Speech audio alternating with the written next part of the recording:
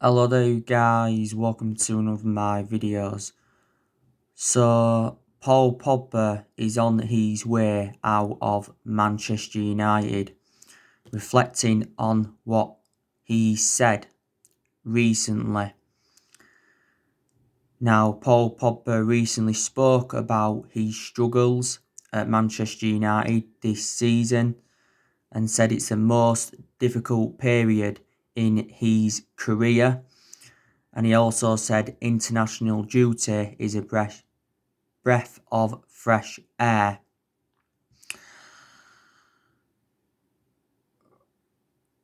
Frank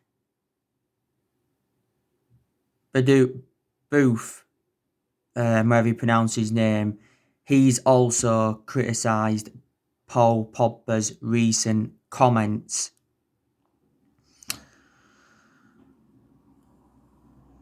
Now, Paul Pogba has received a lot of criticism in recent weeks.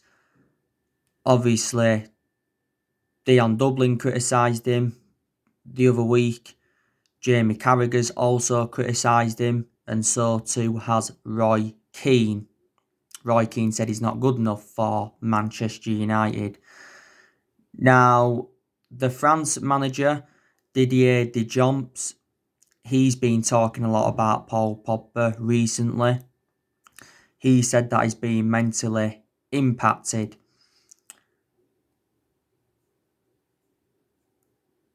by his struggles at Manchester United, and he said he cannot be happy for being left on the bench and for playing out of position. And Didier Deschamps said he wanted to talk with Paul Pogba over his situation at Old Trafford. Where will Paul Pogba go if he leaves Manchester United? Now, he's been linked to quite a few clubs. He's obviously had a long-running transfer saga. Earlier on this season, Pogba made an admission saying that one day his dream is to join Real Madrid.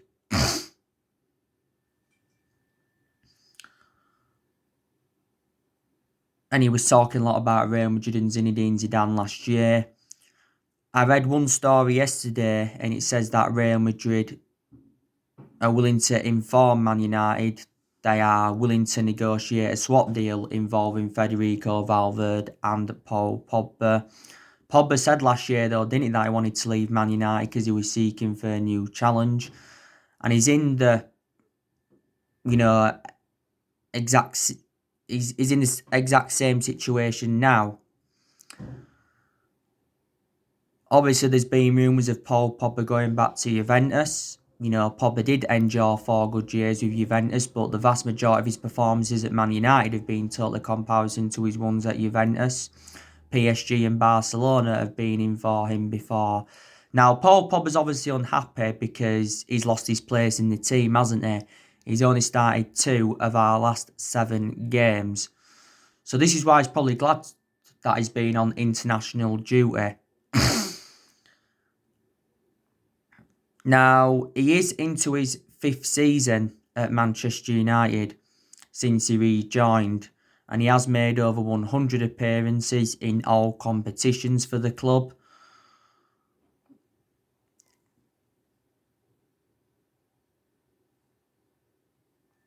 He's won 3 trophies at the club, and that was the Europa League, the League Cup, and the Community Shield.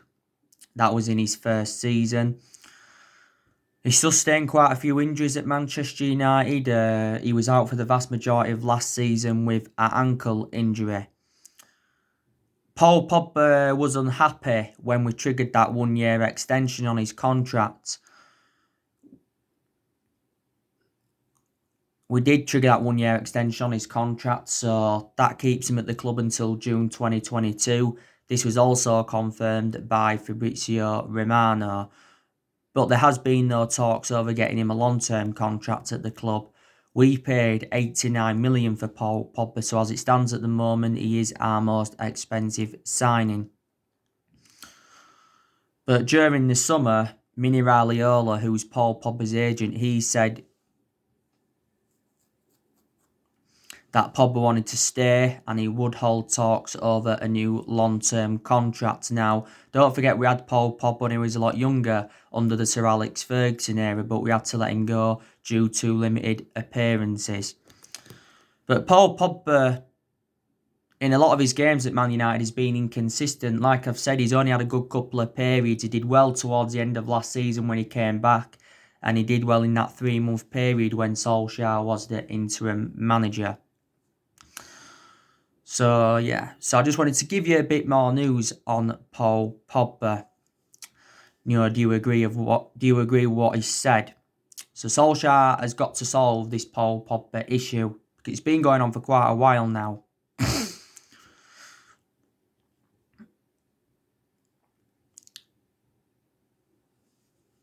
So Manchester United have 2 undroppables for Solskjaer's perfect approach. And that is Fred and Bruno Fernandes. They're both undroppable, reflecting on their good run of performances. I like the way that they've kept the ball, they've shown good attacking intent, especially Fred. They've dictated the play well. Bruno Fernandes, scored quite a lot of goals since he came to Manchester United. A lot of his goals have come from the penalty spot, Bruno Fernandes's. We paid, £47 million for Bruno Fernandes from Sporting Lisbon back in January. Bruno Fernandes scored 2 goals against Everton and he also got an assist. There's only been a couple of games where Bruno Fernandes has looked off the pace.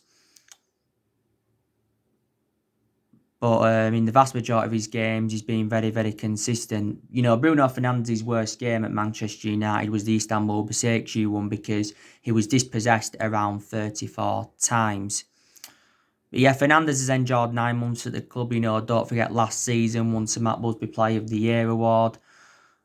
And he also won Premier League Player of the Month a couple of times. He won it for February and he also won it for June. Bruno Fernandes recently come out and said that Manchester United have got the mentality to win the Premier League title. He says that it has been too long now since we last won it. We haven't won it for 8 years. And he says he basically came to Manchester to win trophies. This is what he said, Bruno Fernandes. But yeah, definitely the best signing we have made. And he's our best player. Not one, he is the best player. And as for Fred, can't take him out of the team, the way he's performed. Fred was very, very good against Everton. He didn't play against Başakşehir. He was poor against Arsenal because he lost the ball far too many times. But in a lot of his games this season, he's been consistent. We paid big money for Fred. We paid £52 million for him from Shakhtar Donetsk. And Fred's got a contract with the football club until 2023. So there you go. And Ole Gunnar Solskjaer has a few dilemmas to solve at Manchester United, and that's the formation. Ole Gunnar Solskjaer has gone a lot with a 4-2-3-1 formation since he got appointed in as Manchester United manager. But in a lot of our games, the 4-2-3-1 formation hasn't really seemed to suit our standards, has it? Obviously, like the big games, he's gone with a 3-5-2 formation. A few times he's gone with a 4-3-3 formation. A lot of Manchester United fans do want to see a diamond.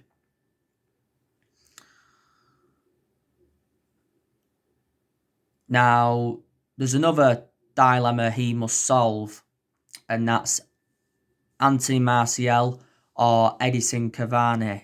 Now, he's got to decide on, who he's going to start. Now, more than likely, he'll probably stick with Anthony Martial, will Ole. But to be honest with you, I'd drop Anthony Martial now and I'd start Edison Cavani ahead of him.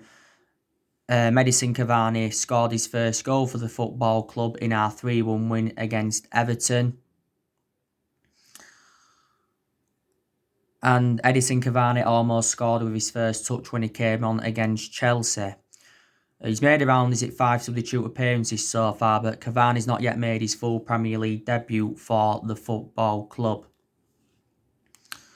We got Edison Cavani on a free transfer, didn't we? And he signed a 2-year contract with the club worth around 230 grand a week. And Edison Cavani, obviously, is our number 7. But with Anthony Martial, he's enjoyed a poor start to this season.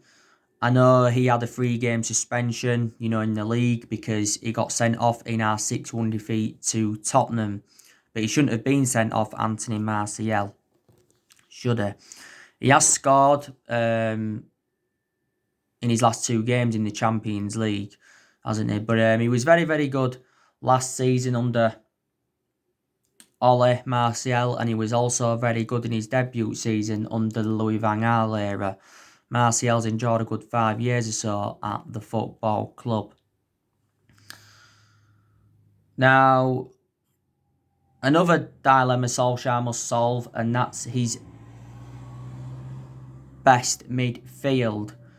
Now, like I've said, Bruno Fernandes will keep his place in that number 10 because obviously he's undroppable. Fred will keep his place in the team. So then you've got around 4 midfielders fighting for one position then, and that's Paul Pogba, Scott McTominay, Donny van de Beek and Nemanja Matic. So there you go.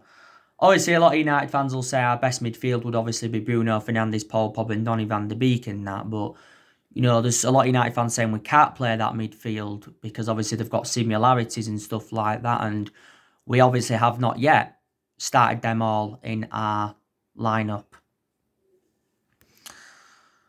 I think Donny van de Beek definitely needs to start for Manchester United. That's one thing Ole Gunnar Solskjaer has got to do. Donny van de Beek has not yet made his full Premier League debut for the football club.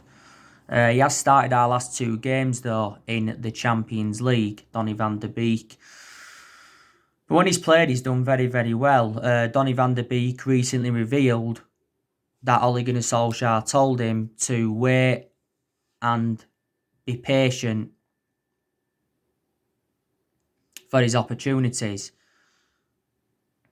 But Donny van de Beek made a confession over his playing time, saying that he would have loved to have played more at Manchester United this season. We paid £40 million for Donny van de Beek from Ajax, didn't we? And Donny van de Beek signed a 5-year contract with the club with an option of a further year, and he currently wears that number 34 shirt, Donny van de Beek.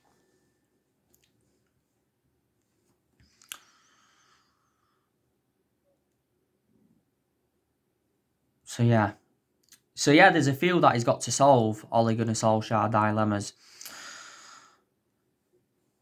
Now, obviously, Manchester United are making plans for next year, which is very, very good.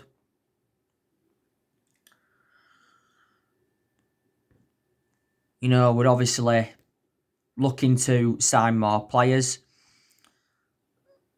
There's a lot of players on our agenda, by the way. There's been that David Carmo from Braga on our agenda. ESPN recently said that David Carmo has emerged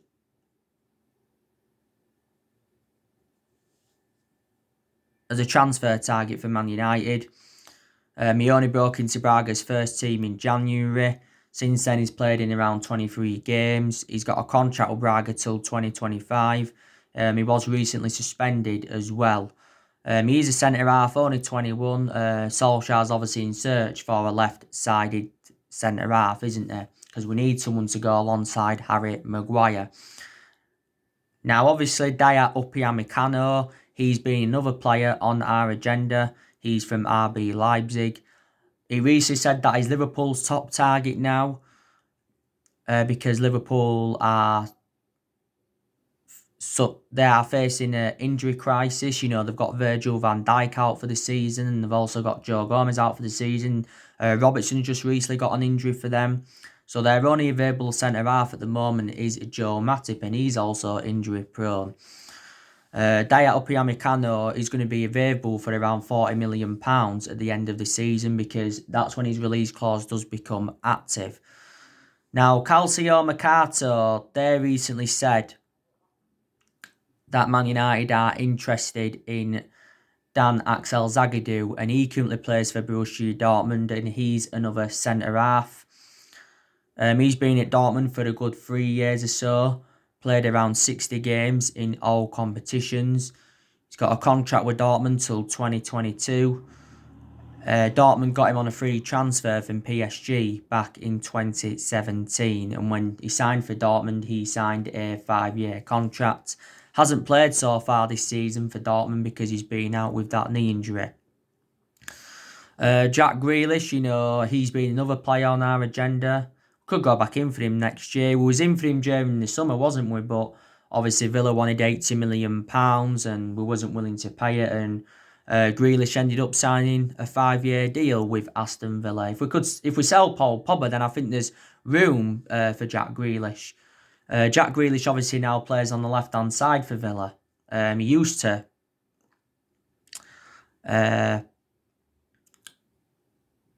He used to play like the midfield, but now he's playing out wide.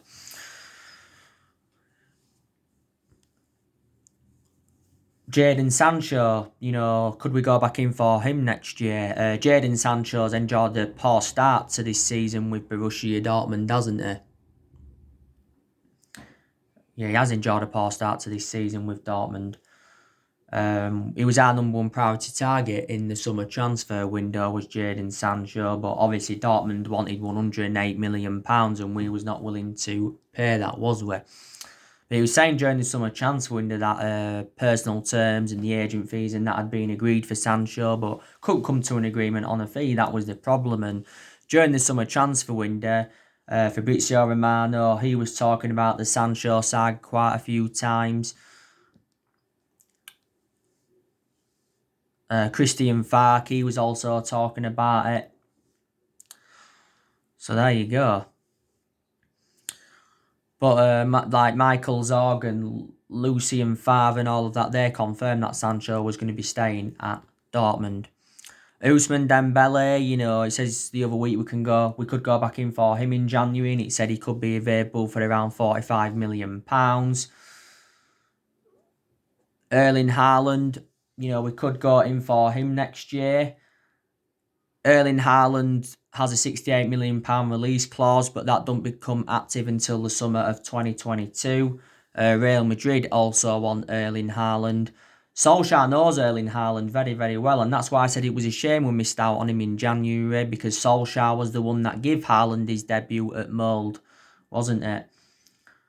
And back in December, Solskjaer and Woodward met up with Erling Haaland. Dortmund only paid £17 million for him from Molde, and he's got a contract now with Dortmund until 2024. I recently give you the news as well regarding Raul Jimenez. Raul Jimenez has refused to rule out a future move to Man United. But he did tell the Mexican outlet TUDN that Man United and Juventus were interested in him in the summer transfer window. But Raul Jimenez insists, that he's happy at Wolves. But I think the two areas Man United need to strengthen up, I think we need a centre-half and we also need a right winger. I think in reality, we need around 5 signings if we are to win the Premier League title. I think we need probably at least another 2 or 3 signings if we are to compete. We're also going to focus on the outgoings next year as well as the incomings, because obviously there is still deadwood at the football club. Next year, I think we'll be looking to offload Jesse Lingard. We'll be looking to offload Marcus Rojo. We'll be looking to offload Phil Jones.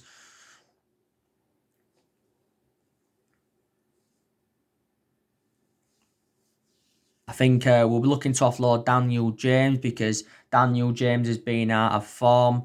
I think we'll also be looking to offload Matic, because Matic has lost his place in the team. Juan Mata could possibly be sold. Could we loan Brandon Williams out? Because Williams is now our third choice left back following the arrival of Alex Telles. I'm expecting Igalo to leave in January when his loan expires. And a lot of United fans are expecting Paul Pogba to leave the football club next year.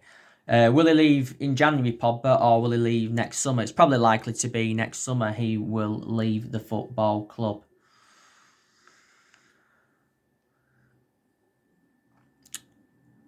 Now,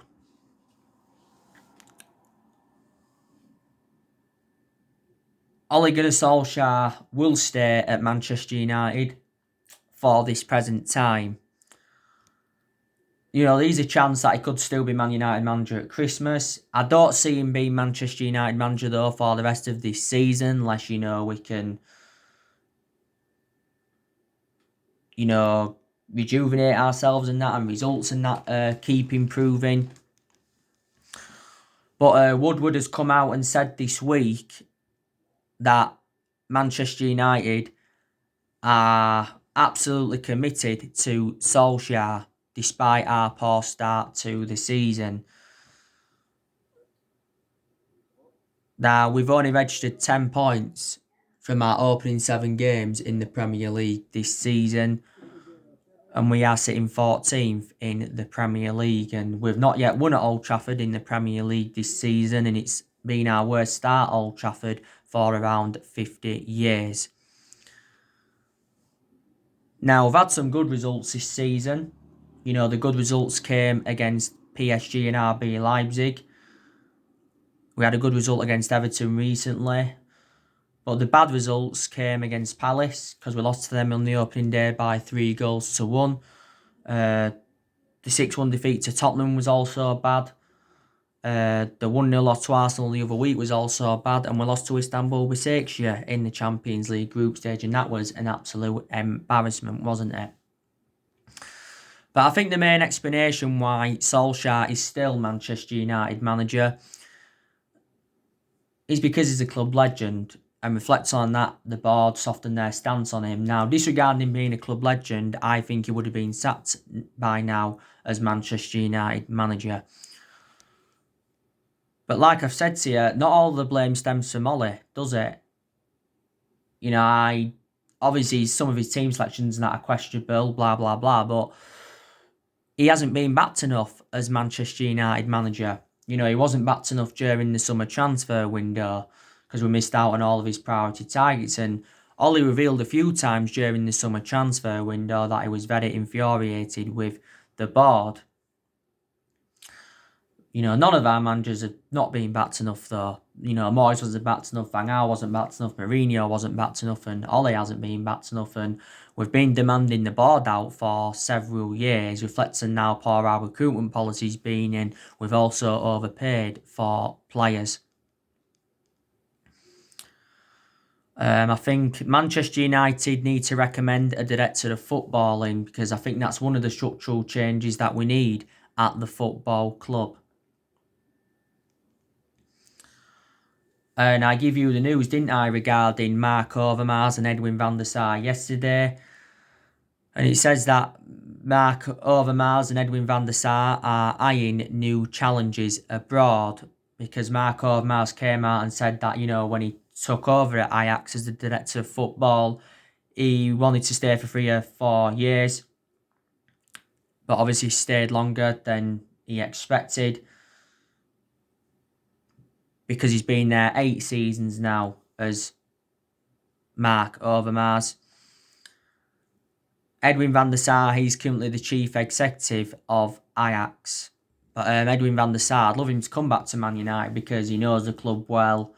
And obviously he's got that experience. But there's been a few names linked with that director's role. We've been in for a director of football for like the last 3 seasons now, haven't we?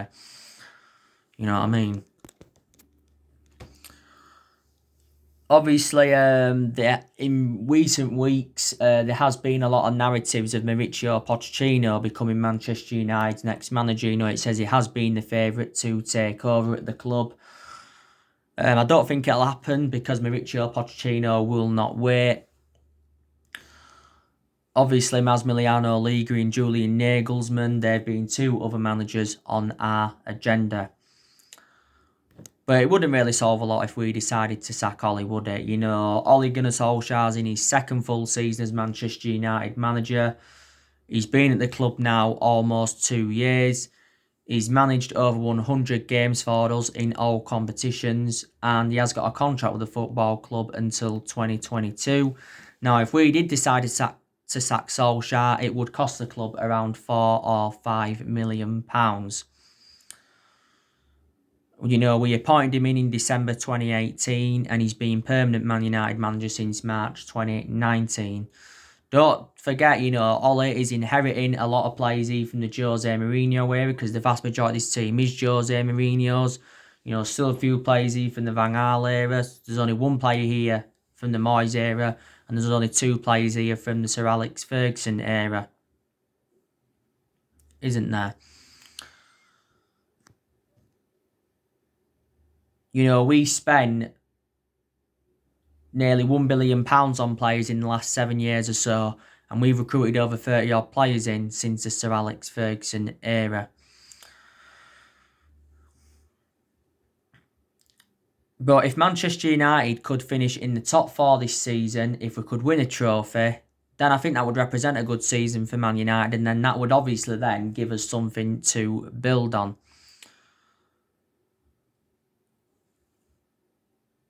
Ole has spent over £200 million since he became Man United manager, and he's endured 4 transfer windows at the club. And to be fair, he has made some good signings. Obviously, we've seen a lot of players leave the club since he got recommended in as well. Last season, he did well in his first full season, got us qualification for the Champions League, also got us third and guided us to 3 semi-finals, and I think he showed a lot of tactical flexibility in a lot of the big games as Ole. So yeah, these are positives to take. Ole is our 4th permanent manager since the Ferguson era. 3 managers have been sacked since Ferguson. That was Moyes, Louis van Gaal and Jose Mourinho. So we haven't really got the structure to keep sacking managers. We do play West Brom on Saturday. Really looking forward to this game. It's a game Manchester United should obviously be winning, because West Brom are a poor outfit. They haven't won a game in the league yet this season, and they are sitting 18th out there.